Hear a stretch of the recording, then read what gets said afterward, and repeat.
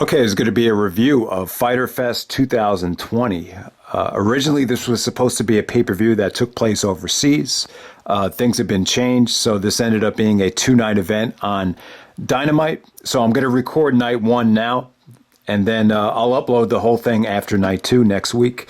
So as of right now, I just saw night one, so let's get right down to it. The first match of the night was Jurassic Express taking on MJF and Wardlow to open up the show. And this was actually a lot of fun. You saw more of that good chemistry that MJF and Jungle Boy had back at Double or Nothing. They really do have a lot of chemistry. You know, Jungle Boy is really, I think he's growing on a lot of people. I think, he's getting a lot better. Luchasaurus actually got the pinfall here.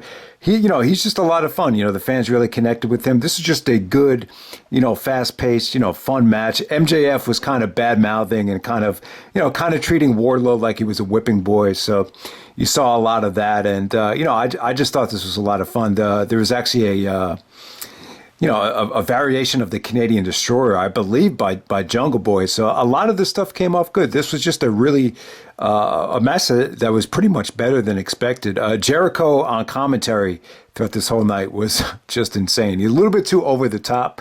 And, there's a lot of people on commentary, too. You got like four guys there with Excalibur JR and Tony Schiavone, and then you got Jericho there. So I really enjoy that commentary team. All right, so next up, we probably got the match of the night. We got Hikaru Shida defending her women's championship against Penelope Ford. I always pronounce it Penelope. It's Penelope. Penelope Ford coming out there with Chris Sabian. And this was a good showing for Penelope Ford. The video package, a lot of people were putting her over. They were saying she's a good looking girl. She looks like a star, but, she also, takes a lot of chances. And this came out really, really good. This was just another good performance from Hikaru Shida. I thought the interference from Kip Sabian actually worked. There was just a lot of good stuff here. Just great back and forth. Just hard hitting action from Hikaru Shida.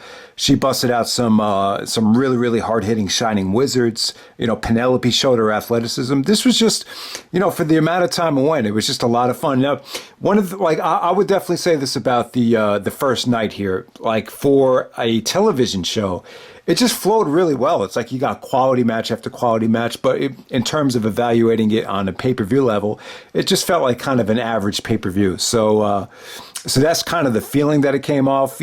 I hate sitting through commercials. I really think commercial breaks definitely destroy the flow of matches. And, you see it more than ever now with Raw, with that being 3 hours. Back in the day, like even going back to 2003, they would never go to a commercial break, even for like an RVD and Jericho match. Like they would stay with the match the whole time. Very rarely would they go to a commercial break. So it's just tough. It's tough to put on a pay-per-view on live television and not have it, the flow be disrupted. All right. So next up you have Cody taking on Jake Hager, coming out there with his girlfriend, wife, obviously it's his wife, Catalina Hager. And, just another great performance from the Codester here, man. I thought he looked good. This was just fast-paced. Cody, a lot of aerial stuff from him, a lot of, springboard insecurities. Hager actually caught him in midair a couple times. Nice power moves from him. I really thought this was, quite engaging for what it was. Hager showed a lot of frustration after the finish. The finish was really cool. The wife was getting involved, and then Dustin Rhodes came out. Then Jake Hager actually hit like a rock bottom. Then he was going for a submission. Cody actually countered it into a pinning predicament, kind of bridged up into a pinning predicament. Very, very hard to explain counter, but kind of a weird ending. And then Hager attacks the referee, and then Jim Ross is like, "What are we doing here? Attacking the referee, by God!" But I don't know. It was this was just a solid match. The finish felt kind of rushed, but while it lasted, I thought both of those guys worked really well together. And then you got that whole thing with Hager and Dustin Rhodes are still going at it. There's a lot of bad blood there. So I thought the interference from Dustin made sense. But, Catalina, I like her a lot. She's like a hard-bodied MILF. I find her very attractive. And, she looks a lot older than Jake Hager. But, it seems like they got, I believe Hager is actually undefeated in Bellator. But then he can't beat Cody Rhodes on Dynamite. So I could understand the frustration. All right, so next up you have the private party of Isaiah Cassidy and Mark Quinn. Mark Quinn, I believe that's how you pronounce his name, taking on the inner circle of Santana and Ortiz. I really expected Santana and Ortiz, like, when they were booked in that mega match with the Young Bucks back at Full Gear, like, I thought they were going to be, like, heavily pushed like a LAX type. But I don't know. You just kind of get the feeling that they're just going to kind of be like another, especially with the association with Jericho. You thought like this is going to be, AEW's team of the future, but they might just end up being like a mid-card tag team. And they actually lost this match to the private party. Now, I was actually watching Zach's review of it, and I completely agree. Like the private party, there's still a lot of room for improvement. You saw a lot of the mistakes that you saw here that were on, some of the Evolve show that aired on the WWE Network. I just thought some of those matches, you saw a lot of greenness from a lot of the younger guys. And there was just parts where, you could just definitely see some room for improvement. But at the same time, Private Party, they busted out some really cool things, like the tope where the guy actually flipped in midair. There was actually a beautiful combination ace crusher. I don't even remember what they did. It was like a frog splash and an ace crusher at the same time. It was, pretty. They busted out some pretty cool things. So, probably the weakest match of the night, but it was still, for a television match, I thought it was actually pretty good. All right. So the two things non-wrestling wise to talk on the show, when Jericho was doing commentary, Orange Cassidy came out there, so you had more of a confrontation between Jericho and Orange Cassidy. That's a very attractive match. So, when night 2 happens, I'm really looking forward to that. That's just great combination of personalities there. Jericho even said, if you try that shit on me, that no selling shit on me, I'll shove it up your ass or something like that. So, the other thing from the show is it came out that they postponed the John Moxley match against Brian Cage. Taz came out, cut another good promo. And like I said, I was just watching Zach's review of night 1. And I agree. Taz has really found his niche as a manager. He's great in this role. Taz, I've been kind of lukewarm on him as a commentator. See, the thing is, Taz was really good back during the day. He was really invested in the SmackDown Super Six, Angle, Benoit, Brock, Eddie. He was really into that core. So he was so into it that he actually became like a good, color commentator. But, when the talent got worse around 2007, 2008, it just, Taz just, he just lost his it factor. And, he finally found it again as a manager. Like he's really just, his mic skills have just been very convincing. And him and Brian Cage, good combination, thumbs up there. And apparently I found out that, John Moxley's girlfriend, Renee Young, actually got the COVID-19. So, because of that, they just want to, play it on the safe side and postpone it until Fight for the Fallen. They're actually calling the July 15th Dynamite Fight for the Fallen. And, they're just going to have the Moxley match on that show.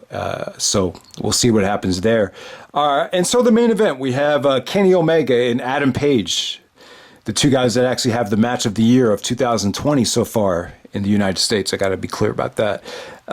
Taking on the best friends of Chucky T and Trent.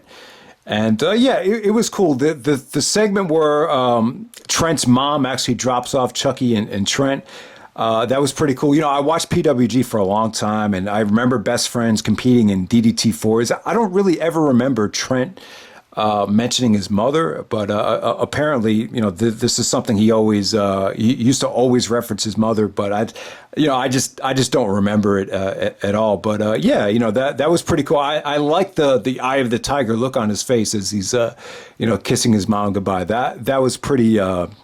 That was pretty cool. You've never really seen that before in wrestling, so I was glad they kind of went with something different there.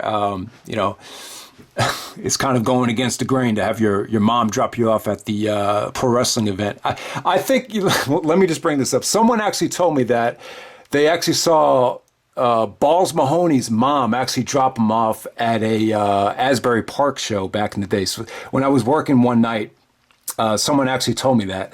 So that's the closest thing I can remember to actually someone's mom, like legit dropping them off. So it has happened in the past at, indie shows. Okay, so we have Kenny Omega and Adam Page taking on the Best Friends. This was kind of an underwhelming main event. I hate to be a buzzkill, but for whatever crowd was remaining in the building, and, they kind of had these girls in bikinis at ringside, and it seemed, it was all right. It just kind of seemed like, I don't know. I don't want to say that they didn't want to be there. There was just at certain points, it just seemed kind of awkward, and I just felt like whatever little crowd that they had, I felt like they were a lot hotter at the beginning of the show. I'll just say that. But yeah, Omega and Paige taking on the Best Friends. Chucky and Trent really brought it. They were really stiff here. They really treated this match like it was important. You saw a lot of great chops from Trent. Chucky actually hit Omega with the Awful Waffle. There was great commentary. Excalibur was explaining how Omega and Chuck Taylor used to be a tag team of the Men of Low Moral Fiber back in the day at DDT4 2009, where they stole the show with the Young Bucks. So yeah, that was I love the commentary, but the match really didn't kick into that amazing gear for me. By the end of the match, it just felt like Adam Page was just, even JR said, like Adam Page is trying to, dig down deep in the bottom of the ninth inning to pull out a victory. Really impressive strikes from Adam Page. JR even said, Page knows how to throw a strike, by God. So that was, I just remember Paige really kind of single-handedly won the match when Omega was actually brawling on the outside with Chucky. And that's how the match kind of ended. Adam Page hit a nasty-looking lariat to get the pinfall. But Chucky and Trent looked good. They did the gigatonic combination spot off the top rope. They got some good offense in. I don't know. I just felt like I just expected more out of this match. I think a lot of people thought this was going to be a match of the year candidate, maybe on that level. And then the post match. The FTR comes out and is celebrating with Omega and then Omega starts pouring the beer out, and then the Young Bucks came out. Then we had a little bit of tension between all three tag teams. So Omega and Paige are actually going to wrestle the Private Party on night 2. So we'll see how that comes out. But yeah, there really wasn't much to say about the show. I just thought this was, a solid television show featuring a lot of, solid matches. I would say Hikaru Shida and Penelope Ford. Probably the match of the night. I would definitely say that was surprisingly the best thing all night. And the Omega and Page match was kind of underwhelming, but they've set the standards so high. So, but I'll be back with night 2. All right. All right. So this is Fyter Fest night 2, and we start off the show with Kenny Omega and Adam Page defending the belts against the Private Party. And, this was an okay match. I didn't think it was great. Kind of a generic win for Omega and Page. Didn't really go too long. The Private Party, the more experience they get, I think they'll just get better and better. Some of the stuff that they do, it's, the execution is not quite there yet. Just a lot of stuff definitely looks awkward, maybe a little bit too rehearsed, but, they have a lot of talent. The athleticism's there. The effort was definitely there. But, Omega and Page actually get the pinfall. Omega going for the running knee. Adam Page going for the lariat, simultaneously. That was an awesome way to end the match. But yeah, Omega and Page go over. Didn't really get too much time. Got about 10 minutes. And then the next match of the night, we had Lance Archer actually taking on Joey Janela. And this is a crazy match. A lot of wacky things going on in the ring. Sonny Kiss actually came out. She was constantly interfering. She actually did a 450 behind the referee's back.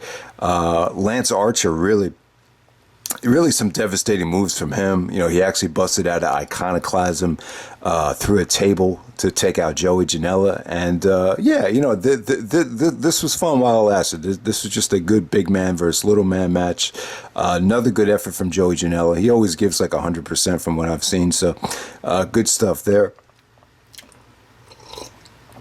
All right, so next up we have the Butcher and the Blade teaming up with the Lucha Brothers, Pentagon Jr. and Ray Phoenix, taking on the FTR. Does the FTR actually stand for Fuck the Revival? I think it does, but I'm not sure. So we have the FTR and the Young Bucks. Jim Ross was actually mentioning how the Young Bucks and the FTR got into like a Twitter battle back in 2015 about different styles of wrestling. Because, the FTR, they're more like, they're kind of like the Brain Busters.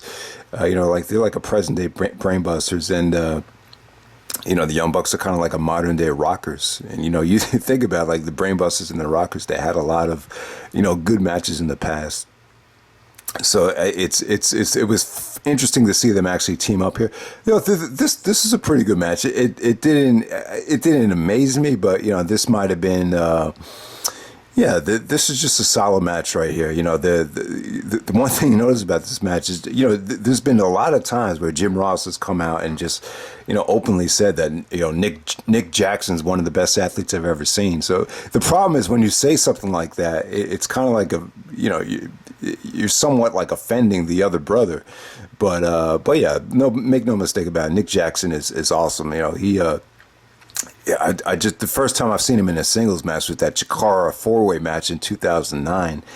And the guy's got a ton of athleticism. There was an awesome spot where him and one of the Lucha Brothers actually jumped up onto the ring at the same time. Nick Jackson hurricanrana's him immediately. That was an awesome spot. So the FTR actually looked good here. This was just a solid tag team match.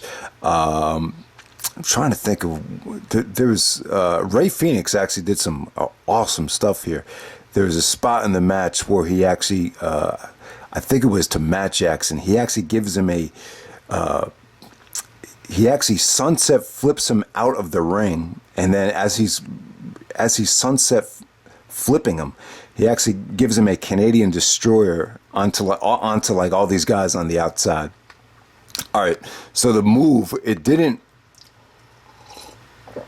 the move didn't really feel, when I describe the move to you, it doesn't, it seems kind of unrealistic, but if you watch it back, you'd be like, it came off cool, but it didn't come off as devastating as it sounds. But it was really something to see. Pentagon Jr. actually gets the pinfall there. So just a solid matchup there. 8-man tag matches. They're pretty much hard to talk about, hard to work, but that was pretty good. Next, this is probably the weakest thing of the night. You had Nyla Rose having a handicap match against Kenzie Paige and KiLynn King, and this was just more about the facial expressions. You had what's her name, Hikaru Shida in the crowd at the ringside, making eye contact and just just the tension between those two from the ring into the crowd. But I don't know. I think if there's one thing that they could have scrapped from the show, this was probably it. And then you also had a Taz promo, with Brian Cage.